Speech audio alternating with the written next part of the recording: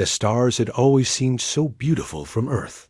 Sarah-chan remembered standing on her grandmother's farm as a child, looking up at the endless night sky and dreaming of the day humans would walk among those distant suns. She never imagined that when that day finally came, it would bring such horror. Commander Chun stood on the bridge of the defense ship New Hope, watching alien vessels descend through New Taipei Colony's atmosphere like falling meteors. Each ship was massive easily, 10 times larger than anything humanity had ever built. Their hulls gleamed with materials that seemed to bend light around them, and they moved with a grace that made human engineering look crude and clumsy. "Ma'am, they're not responding to any of our communications," Lieutenant Park reported from his station. His voice shook slightly. At 23, he had joined the Colonial Defense Force, expecting to protect settlements from pirates or asteroid strikes, not face an alien invasion. Sarah had been commanding colonial defense ships for 8 years. She had fought smugglers, stopped rebellions, and evacuated civilians from dying worlds. Nothing had prepared her for this moment. 3 days ago, humanity had detected the first alien signals. The excitement had been incredible. First contact with another intelligent species. Scientists, politicians, and ordinary people across human space had celebrated. Then the ships arrived. They came not with messages of peace or scientific exchange, but with demands. The communications, when they finally came, were in perfect human languages. The aliens had been watching Earth and its colonies for months, learning everything about human civilization from intercepted broadcasts and data transmissions. The message was simple and terrifying. Humanity was now property of something called the Galactic Hegemony. All human worlds would be placed under direct alien control. The most capable humans would be selected for labor assignments throughout the galaxy. Resistance would result in the complete destruction of human civilization. Sarah had hoped it was some kind of misunderstanding. Perhaps the translation was wrong. Perhaps these aliens simply had different customs. When she saw the first transport ships landing in New Taipei's main city, she realized how naive those hopes had been. "Captain, we're receiving visual feeds from the surface," Communications Officer Martinez called out. "You need to see this." The main screen flickered to life, showing scenes from New Taipei's Central Plaza. Alien soldiers moved through the streets in perfect formation. They stood nearly 8 feet tall, with crystalline skin that reflected the city's lights in strange patterns. Their movements were precise and mechanical, like living machines. Behind them came smaller creatures that floated rather than walked, surrounded by clouds of swirling gas that sparkled with its own inner light. The humans in the plaza stood frozen, unsure whether to run or hide. Children clung to their parents. Elderly people sat on benches, staring in shock at beings they had only dreamed about in science fiction stories. The aliens paid them little attention, instead focusing on large devices they were placing at regular intervals throughout the city. "What are those things they're setting up?" Park asked. Before anyone could answer, the devices activated. Columns of blue light shot upward from each one, connecting in a dome that covered the entire settlement. Sarah had seen similar technology in human research labs, but nothing on this scale. It was some kind of containment field, trapping everyone inside.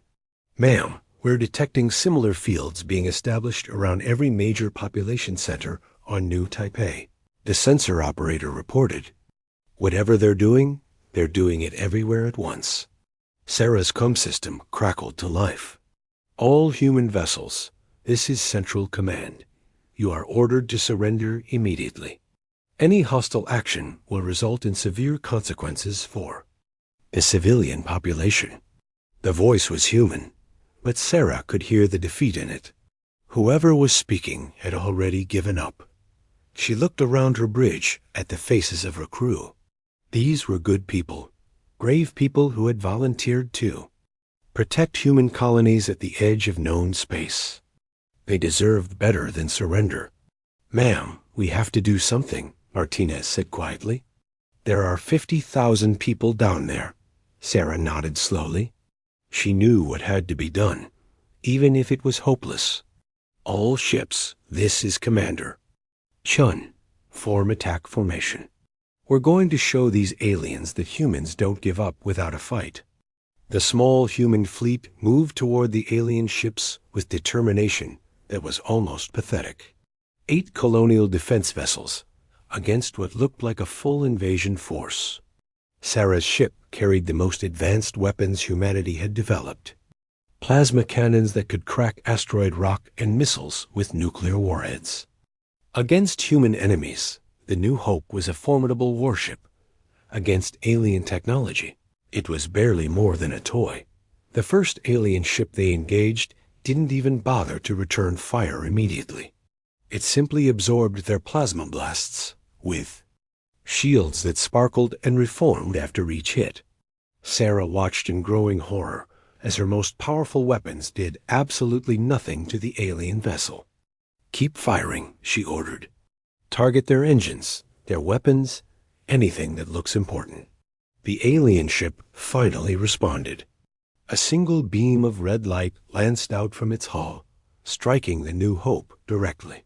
Sarah expected to die instantly, but instead of destroying her ship, the beam seemed to drain all power from their systems. Lights went out, engines stopped, and weapons fell silent. They were floating helplessly in space, completely at the mercy of their enemies. Around them, the other human ships suffered the same fate. One by one, their brave little fleet was neutralized without a single alien casualty. It was the most one-sided battle in human history. "This is Admiral Kethvar of the Third Hegemony Fleet." A new voice spoke over the comm system.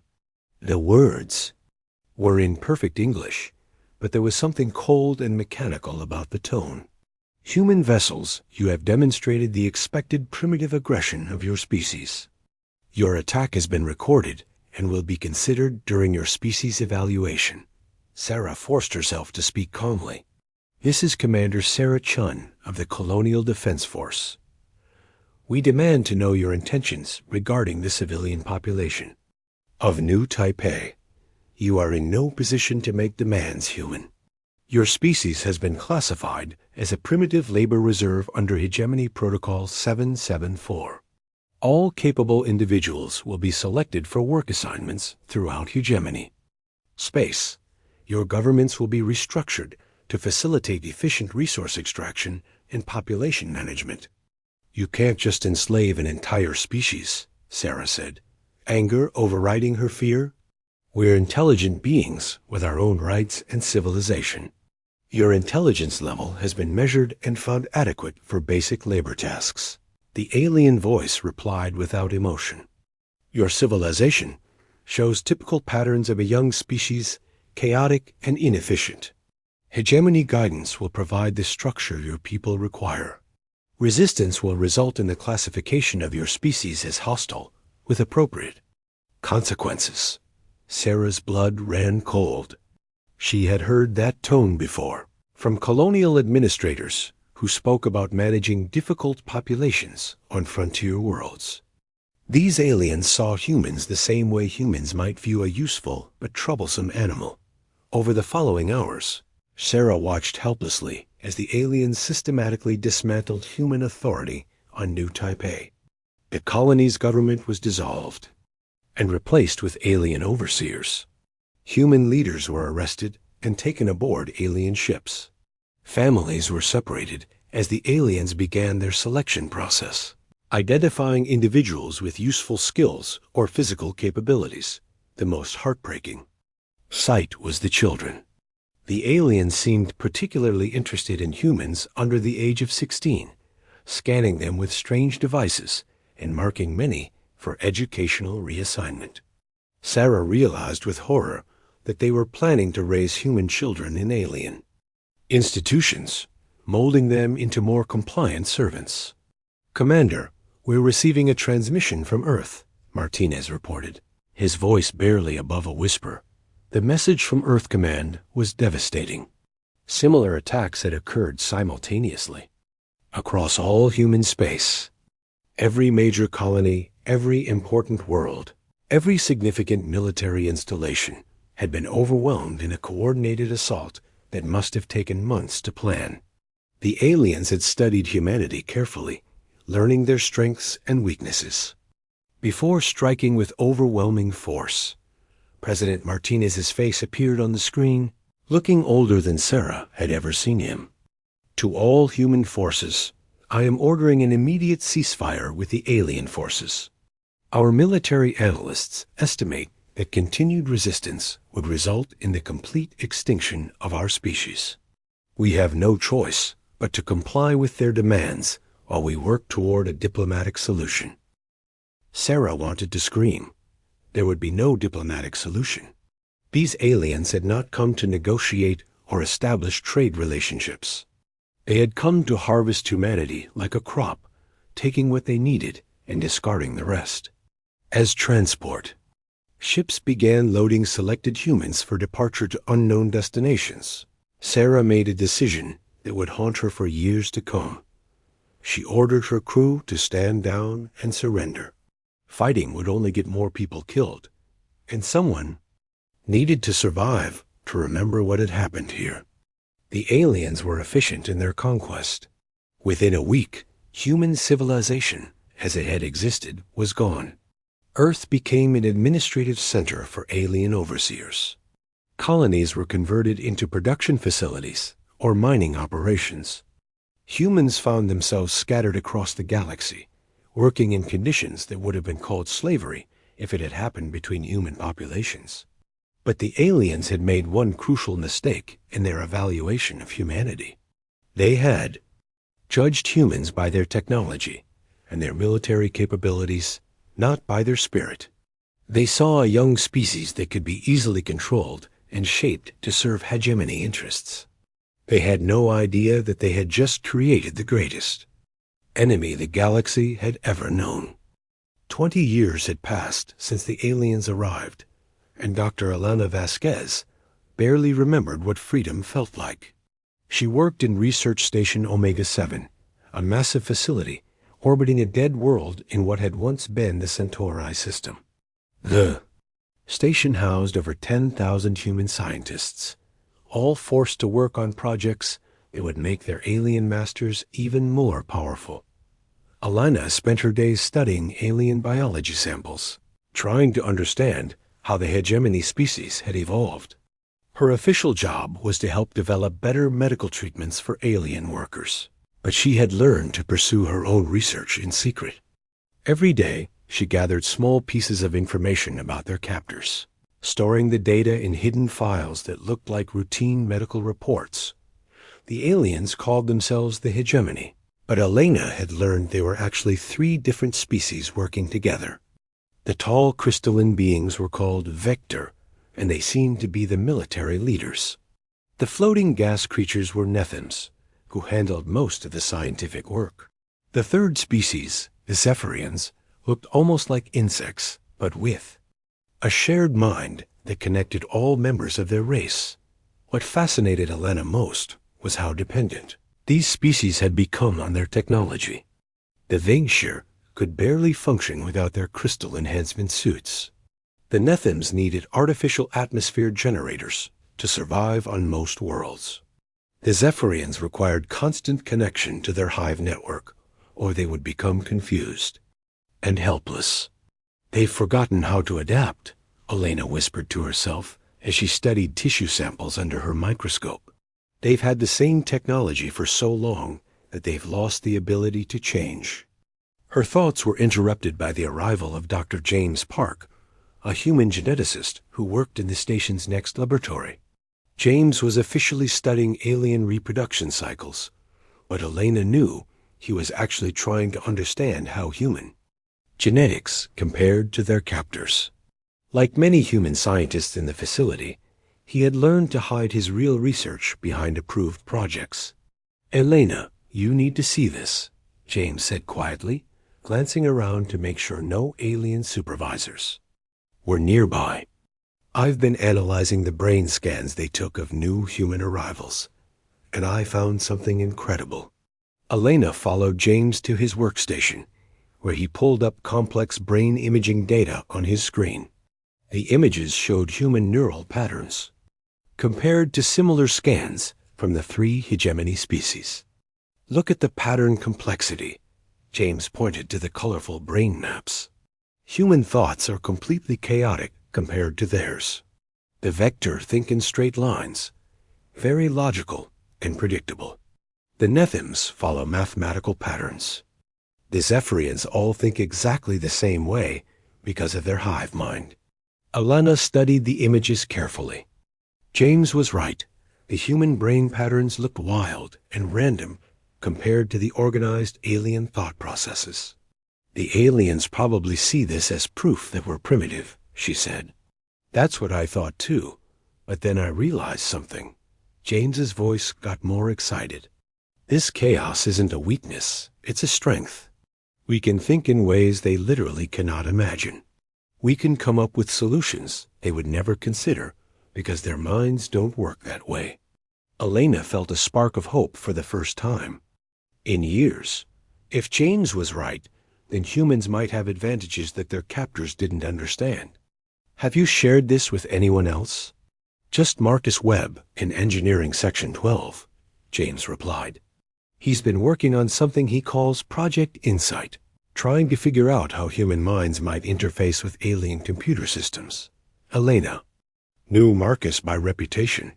He was a brilliant engineer who had been captured during the invasion of the Mars colonies.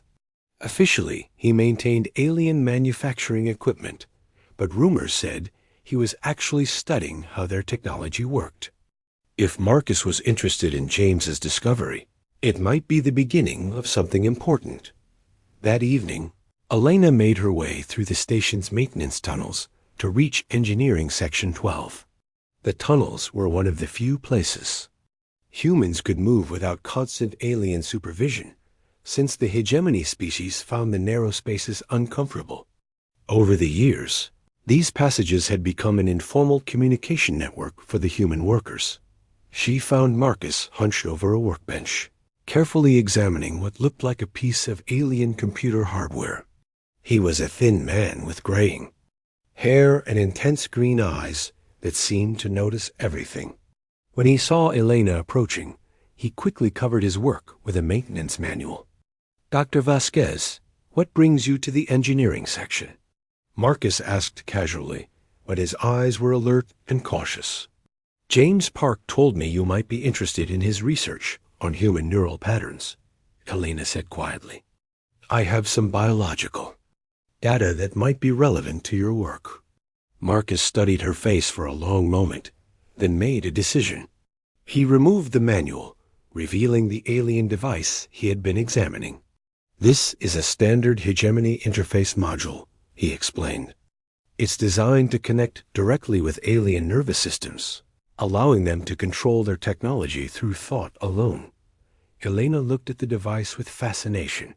It was beautiful in an alien way, with crystalline components that pulsed with soft blue light. "Can humans use it?" "That's what I've been trying to figure out." Marcus smiled grimly.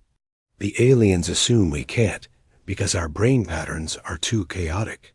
But what if chaos is exactly what we need?" Over the following weeks, Elena, James, and Marcus began meeting secretly in the maintenance tunnels. They shared their research and slowly began to understand the true nature of their situation. The hegemony had conquered dozens of species over thousands of years, but they had always followed the same pattern. They would study a species, determine its capabilities, and then assign it a role in their empire based on those capabilities. Species with strong bodies became laborers. Species with analytical minds became technicians. Species with artistic abilities became entertainers. Each conquered race was given a specific function and then locked into that role forever. But humans were different. Human minds were unpredictable, capable of shifting between logical analysis, creative inspiration, and emotional decision-making in ways that confused their alien captors. The hegemony had classified humans as general laborers because they couldn't figure out what humans were actually good at. They don't understand that our strength isn't in being the best at one thing, Elena explained during one of their secret meetings. Our strength is in being able to do many different things and switch between them quickly. Marcus had made progress with the alien interface technology. By modifying the crystalline components and adjusting the neural connection protocols, he had created a version that could work with human brain patterns. The chaotic nature of human thought, instead of being a barrier, actually allowed humans to access parts of the alien computer systems that were normally restricted. "Watch this," Marcus said, connecting his modified interface to a piece of alien equipment. Instead of the single function the device was designed for, Marcus was able to access its entire operational database, including security protocols and manufacturing specifications. "This is incredible," James whispered. "We could learn everything about their technology. More than that," Elena realized. "We could potentially control it." Their breakthrough came when they tested the interface on a captured alien communication device. Not only could they access its functions, but they discovered that human neural chaos actually confused the hegemony's monitoring systems. When a human used the modified interface, the alien security networks couldn't properly track what was happening. Word of their discovery spread carefully through the station's hidden human network. Other scientists and engineers began contributing to what they secretly called the Prometheus Project, named after the mythological figure who stole fire from the gods.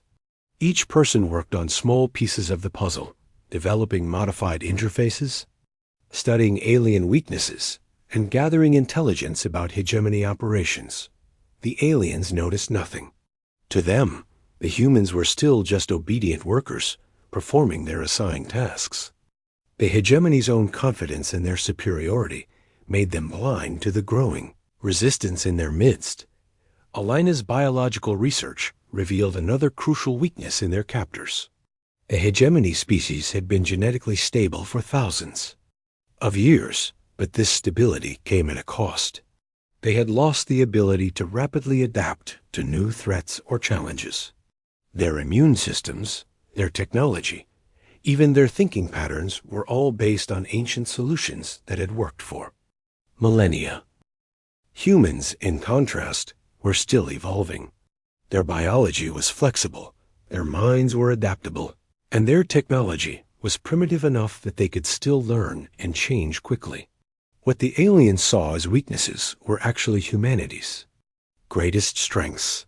The moment that changed everything came during a routine inspection of the research station. A Vector supervisor was examining Elena's work when she accidentally activated one of Marcus's modified interfaces. For just a moment, the device connected her mind directly to the station's central computer system. Elena saw everything: security, protocols, personnel files, communication networks, even classified information about other hegemony facilities throughout the galaxy. But more importantly, she sensed something the aliens had never intended her to find: doubt. The hegemony was not as stable as they appeared. There were conflicts between the three species, disagreements about how to handle their growing empire, and concerns about resources becoming scarce. They were powerful, but they were not invincible. When the connection ended, Elena looked at the Vector supervisor with new understanding. The alien was staring at her with something that might have been confusion or concern, but then dismissed whatever had happened as a technical malfunction. That night, Elena shared her vision with Marcus and James. For the first time since the invasion, they began to believe that resistance might actually be possible. They were not just gathering information anymore. They were preparing for war, that the ember of human defiance that had been slowly burning in research stations, mining colonies, and labor camps across the galaxy was about to become a flame. The hegemony had spent 20 years teaching humans about their technology, their weaknesses, and their fears. Soon, Humanity would begin teaching the galaxy what happened when you underestimated the most dangerous species in the universe. The explosion on Mining Station Delta 9 was supposed to look like an accident. Marcus Webb had spent 3 months planning every detail, from the timing of the blast to the way the wreckage would scatter across space. When the station's fusion reactor overloaded and tore the facility apart, the hegemony investigators found exactly what Marcus wanted them to find: evidence of equipment failure caused by poor human maintenance. What they didn't find were the 2,000 tons of processed rare metals that had been secretly loaded onto disguised transport ships just hours before the explosion. Those materials were already on their way to hidden human bases scattered throughout the Outer Rim territories, where they would be used to build weapons the aliens couldn't imagine. Marcus floated in his escape pod, watching the debris field that had once been his prison for the past 5 years. Around him, other pods carried the human workers who had volunteered for this mission, knowing they might not survive.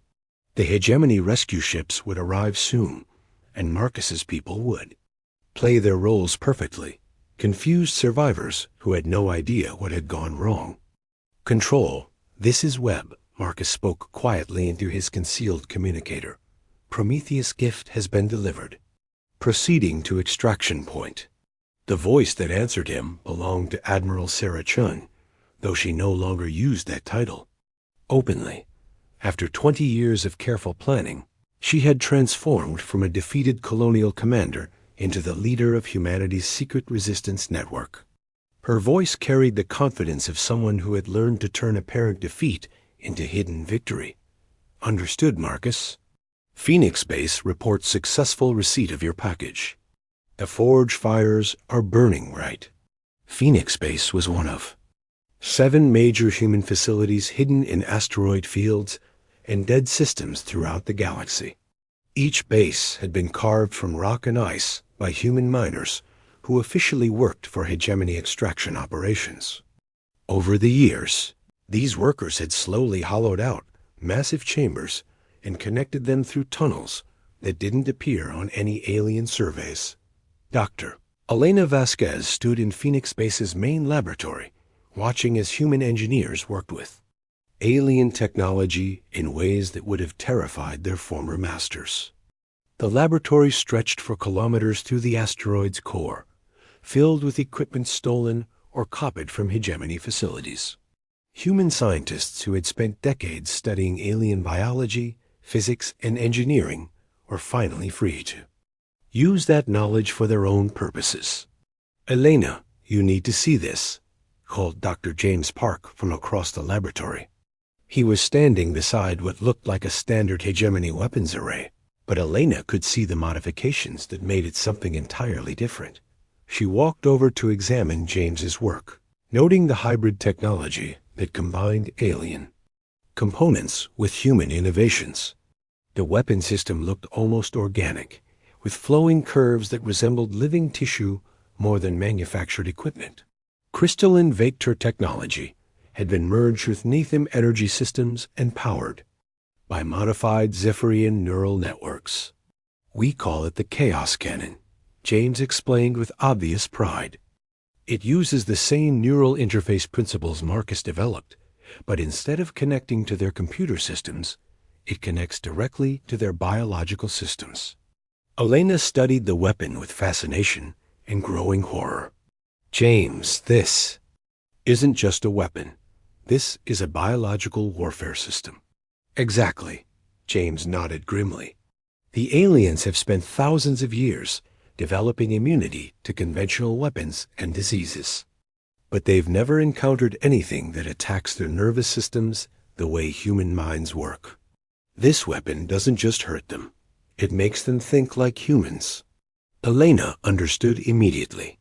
For species that had evolved rigid, predictable thought patterns, being forced to experience human-style mental chaos would be like a form of madness.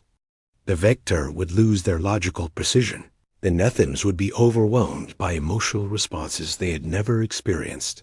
And the Zephyrians would be cut off from their hive mind entirely. "How many of these can we build?" Elena asked. With the materials from Marcus's operation, we can outfit about 50 ships, James replied.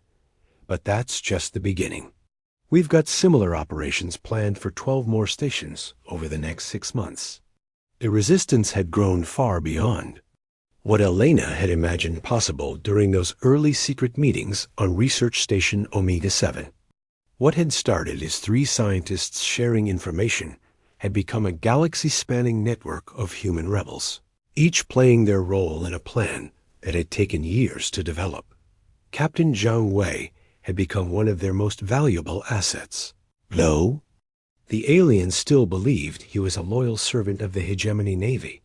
For 15 years, Zhang had served aboard alien warships, officially acting as a human liaison to help coordinate mixed-species crews.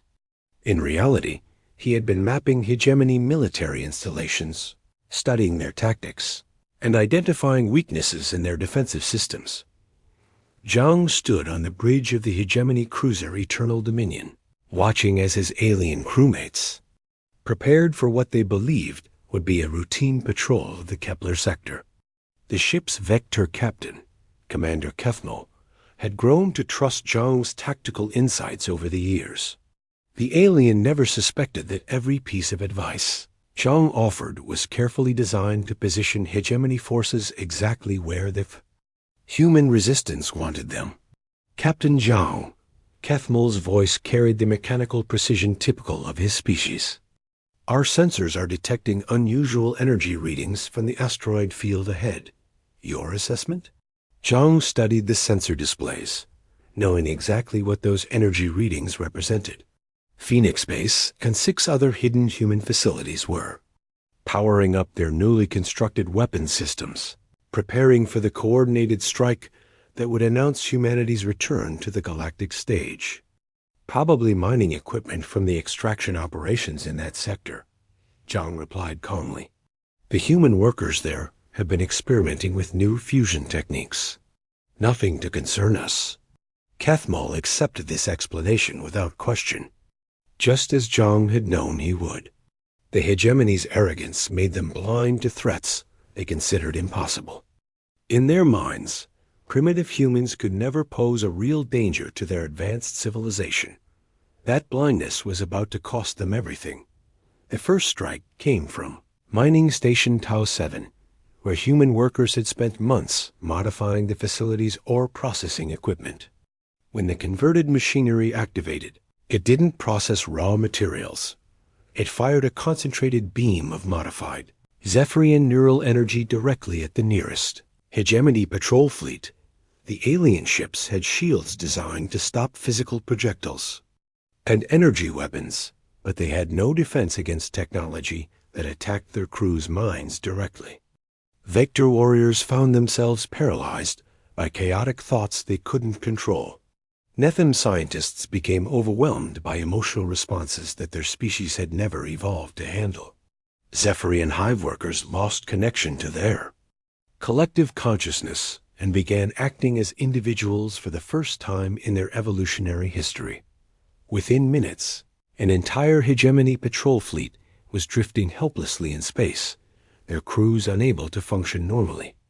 The ships were undamaged, but they might as well have been derelicts for all the threat they posed. Similar attacks erupted simultaneously across human-controlled space. Mining stations, research facilities, and labor camps that had seemed harmless for 20 years suddenly revealed themselves as military installations. The humans who had appeared to be obedient workers threw off their disguises and began using weapons that the Hegemony had never imagined possible. Admiral Sarah Chun commanded the operation from her flagship, a vessel that had been built inside a hollowed-out asteroid and disguised as a mining platform. The ship's hull was a patchwork of stolen alien technology and human innovation, but it was more advanced than anything in the official Hegemony fleet. All units, this is Phoenix Command, Sarah broadcast to the human forces throughout the galaxy. Operation Prometheus is now active. Show them what happens when you underestimate humanity. The response was immediate and devastating. Human ships that had been hidden for years emerged from asteroid fields and nebulae, revealing weapon systems that combined the best of alien technology with human creativity. They moved in ways that confused hegemony tactical computers, using unpredictable attack patterns that made their defensive systems useless. But the real shock came when the aliens tried to fight back. Their weapons, designed to penetrate conventional shields and armor, were largely ineffective against human defensive systems that used chaotic energy patterns instead of stable barriers. Human ships seemed to bend the laws of physics, disappearing from sensors only to reappear in impossible locations. Commander Kethmel stared at his tactical displays in growing confusion and fear. The human rebellion had appeared from nowhere, using technology that shouldn't exist and tactics that made no sense. His carefully organized battle formations were being torn apart by enemies who refused to fight according to established principles. "Captain Zhang, I require your analysis of these human tactics," Kethmel demanded, not realizing he was asking his enemy to explain his own strategy. Zhang looked at the displays, showing hegemony forces in retreat across multiple star systems. After 20 years of planning and preparation, humanity was finally striking back. The galaxy's most oppressive empire was discovering that their slaves had become their masters. "I'm afraid I can't help you, Commander," Zhang said quietly, his hand moving to the modified neural interface hidden in his uniform. "You see, these aren't human tactics at all. This is human nature." Zhang activated the interface, connecting his consciousness directly to the ship's control systems. The Eternal Dominion had been designed to be operated by predictable alien minds, but human chaos turned it into something entirely different. Instead of a military vessel following predetermined protocols, it became an extension of Zhang's own unpredictable creativity. Kethmel watched in horror as his ship turned its weapons on nearby hegemony vessels, controlled by a human mind that thought in ways his species could never understand or counter. Around him, his crew collapsed as Zhang's neural chaos infected the ship's systems, spreading human-like thoughts through their ordered minds like a virus. The rebellion that had started in secret research stations and hidden asteroid bases was spreading across the galaxy like wildfire. 20 years of apparent defeat had hidden humanity's greatest victory.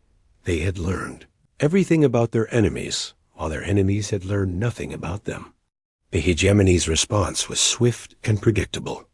Faced with a threat they couldn't understand, they declared humanity a plague species and authorized the complete extermination of every human in the galaxy. They had no idea that this declaration would transform their greatest enemies into something far more dangerous than rebels or terrorists. They were about to face humanity unchained, with nothing left to lose and everything to gain. The message from the Hegemony High Council reached every corner of the galaxy within hours of its transmission. Supreme Chancellor Vorthak's crystalline form filled communication, screens on a million worlds as he delivered humanity's death sentence with the cold precision his species was known for. "Citizens of the hegemony, we face an unprecedented threat to galactic order," the ancient Vector leader announced, his voice carrying the weight of 3,000 years of authority. "The human plague species has revealed itself to be a cancer. That must be excised completely. Protocol 7 is hereby activated. Every human life form in the galaxy is to be eliminated immediately. No exceptions will be tolerated." E.R. Elena Vasquez watched the broadcast from the command center of Phoenix Base, surrounded by human officers who had spent decades preparing for this moment.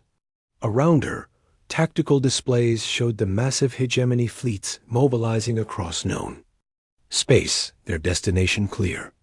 Every human world, every hidden base, every secret facility would be targeted for complete annihilation.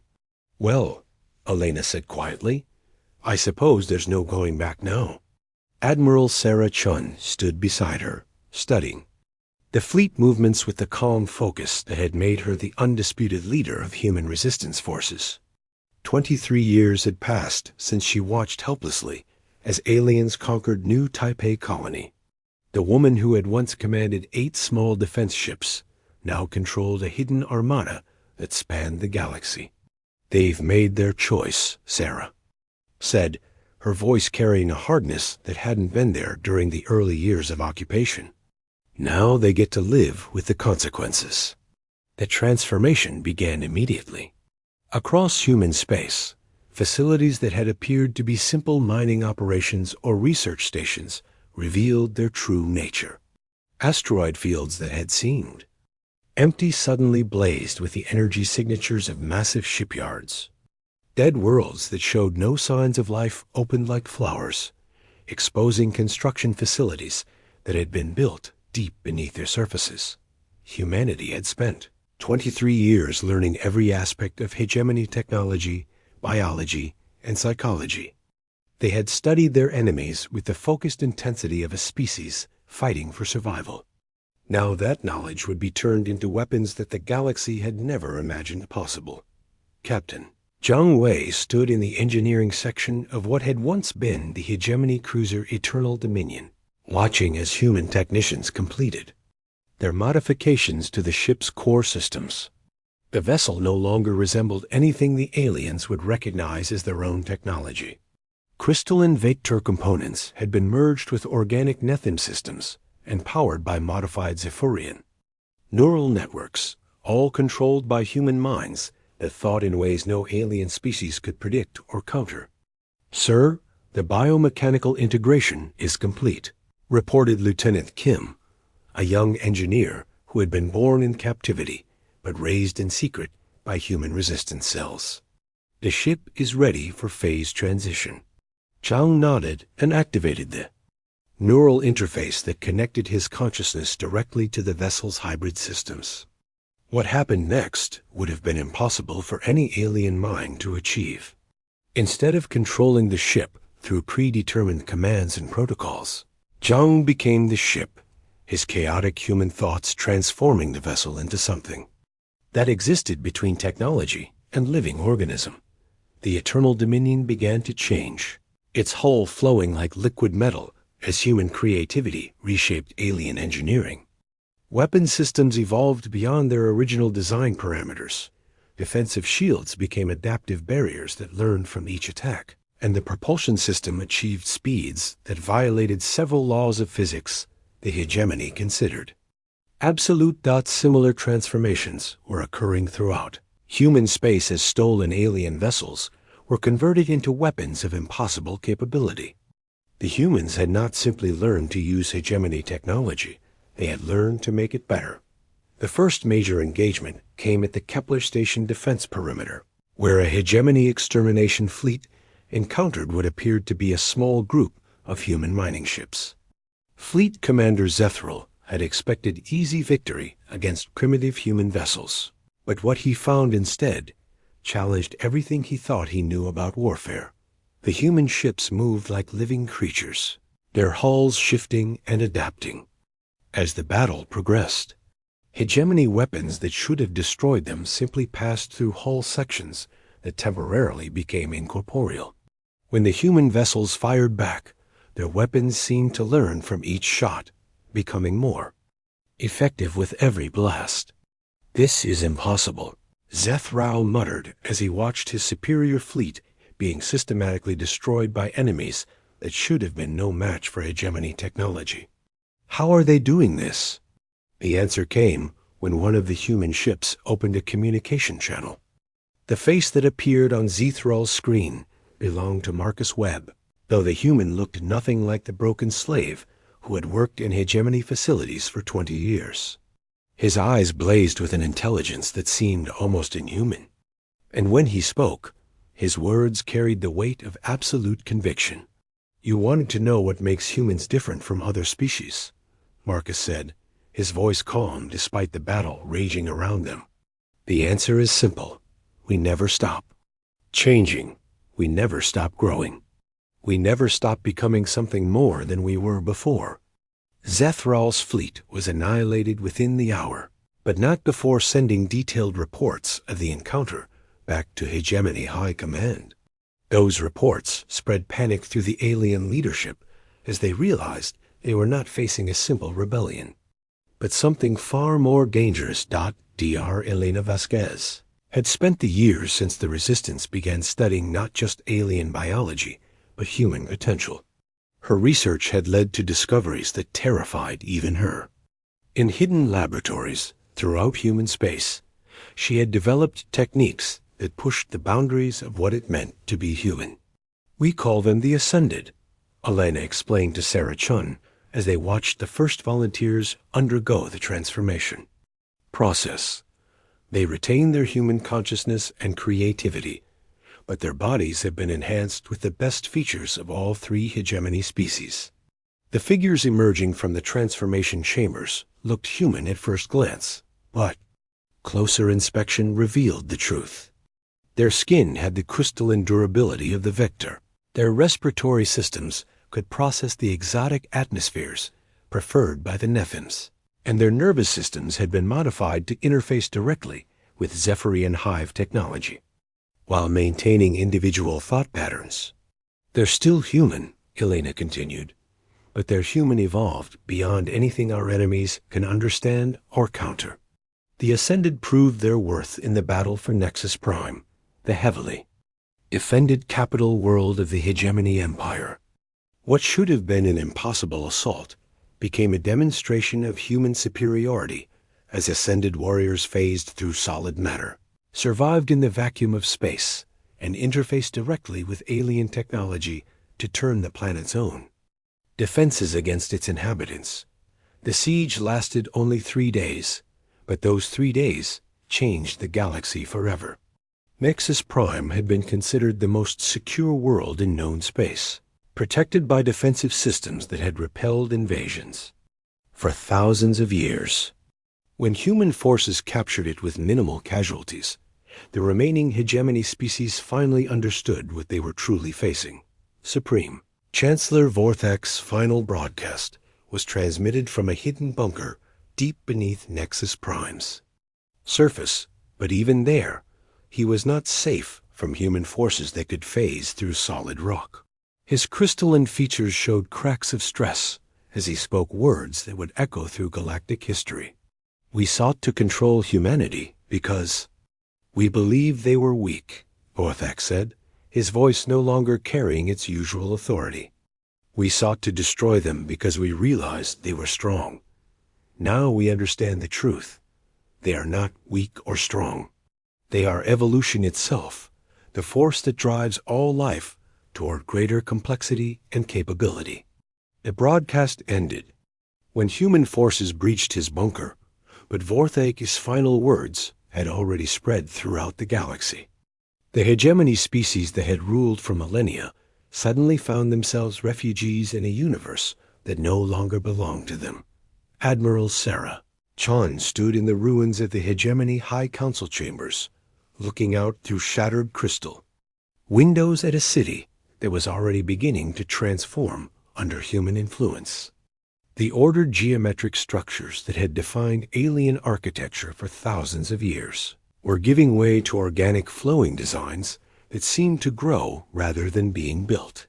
"Admiral, we're receiving surrender requests from Vector, Nephim, and Zephyrian homeworlds," reported her communications officer. "They're asking for terms." Sarah considered the request for a long moment. The woman who had once fought desperately to protect a single human colony now commanded forces that could reshape the galaxy according to human will. The temptation to make their former oppressors suffer, as humanity had suffered, was strong. But that would make humans no better than the hegemony had been. "Tell them that any species willing to coexist peacefully with humanity will be allowed to continue their existence," Sarah decided. "But make it clear that the age of galactic empires is over. From now on, this universe belongs to whoever is capable of growing and changing with it." The message that went out from the captured hegemony capital was simple, but transformative. Humanity had not conquered the galaxy through superior firepower or ancient technology. They had inherited it by becoming something their enemies could never match, a species that never stopped evolving, never stopped adapting, never stopped reaching for something greater than they had been before. The stars that had once seemed so beautiful from Earth now blazed with the light of human civilization spreading throughout the cosmos. The species that had been dismissed as primitive slaves had become the inheritors of galactic civilization, not through conquest, but through the simple act of never giving up the drive to become more than they were. In the end, that was what made humanity truly dangerous, not their weapons or their technology, but their refusal to accept any limit on what they could become.